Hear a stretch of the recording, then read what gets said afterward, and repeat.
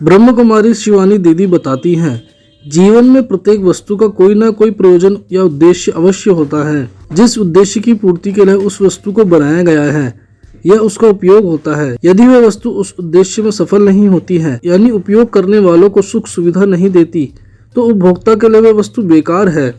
अर्थात वस्तुओं की सार्थकता या उसकी उपयोगिता सुख सुविधा दे पाने में ही है।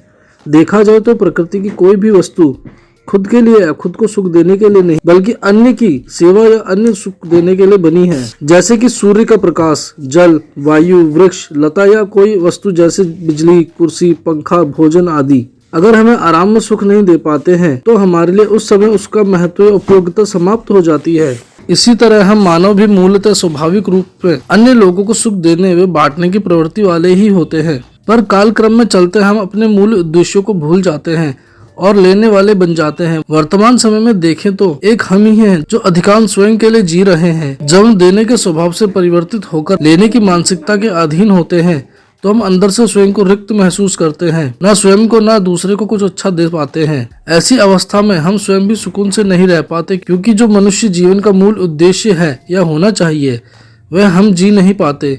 कहीं न कहीं किसी न किसी की गलत सलाह पर चलकर हम अपने सही मार्ग या उद्देश्य से भटक जाते हैं और देने वाले के बजाय लेने वाले बन जाते हैं। हमारी प्राचीन दैवी संस्कृति जीवन मूल्य एवं आध्यात्मिक जीवन दर्शन से शिक्षा लेकर हम मानव जीवन के श्रेष्ठ उद्देश्य को अपने में पुनर्जीवित व पुनः विकसित कर सकते हैं। उदाहरण के तौर पर देखें तो कुछ घरों में एक कुलदेवी या एक कुलदेवता की पूजा की जाती है। यह प्रथा दर्शाती है कि हम किसी देवी देवता, कुल, परिवार या वंशावली के हैं और उस वंश, परिवार व समुदाय का क्या ऊंचा लक्ष्य और लक्षण होना चाहिए। कुल देवी व देवताओं की महिमा सिर्फ पूजा के लिए या पूजा के समय याद नहीं आनी चाहिए, बल्कि सदा याद रहना चाहिए। हम परम दाता परमात्मा के बच्चे और देवी देवताओं के वंश के हैं, दूसरों को देने के स्वभाव वाले संस्कार के हैं। तो देवी देवताओं की भांति हमें जहाँ तक हो सके औरों को सुख, शांति, सहयोग देने की वृत्ति, व्यवहार व आचरण को अपनाना चाहिए। लेकिन देने की प्रवृत्ति वाले लोग इस समय ज्यादातर लेने वाले बन गए हैं। कोई कोई तो दूसरों से छीनकर भी लेने लग गए हैं। तभी बिना उद्देश्य के साथ जीने वाले लोग सही मायने में ना तो खुद की और ना ही अन्य की सही मायने में सेवा कर पाते हैं। अक्सर ऐसे लोग दुखी व परेशान रहते हैं। पर हम सभी को देवी देवताओं की मूर्तियों के दर्शन मात्र से ही सुख, शांति व चैन का अनुभव होता है और लगता है हमारी सभी मनोकामनाएं पूर्ण हो गई हैं। कुछ क्षणों के केवल दर्शन से ही हम और हमारी दुनिया को उस प्रसन्नता की अनुभूति होती है।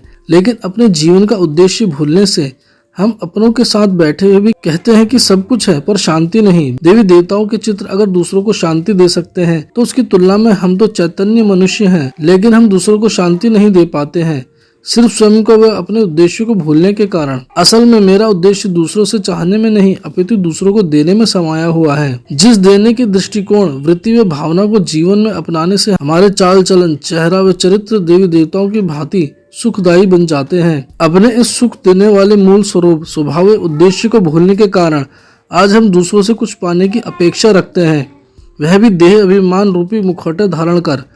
जब हम कोई मुखौटा लगाए घूमते हैं तो लोग कहते हैं कि मुखौटा उतारो ताकि आपका असली चेहरा नजर आए।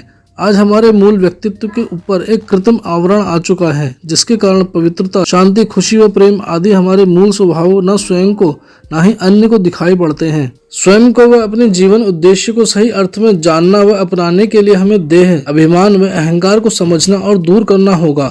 वास्तव में यह अहंकार एक कृत्रिम व अस्थायी मुखौटे के समान है जिसको हमें उतारना पड़ेगा। इसकी जगह हमें अपने अंतरात्मा एवं निहित सद्गुणों को जगाना व विकसित करना होगा।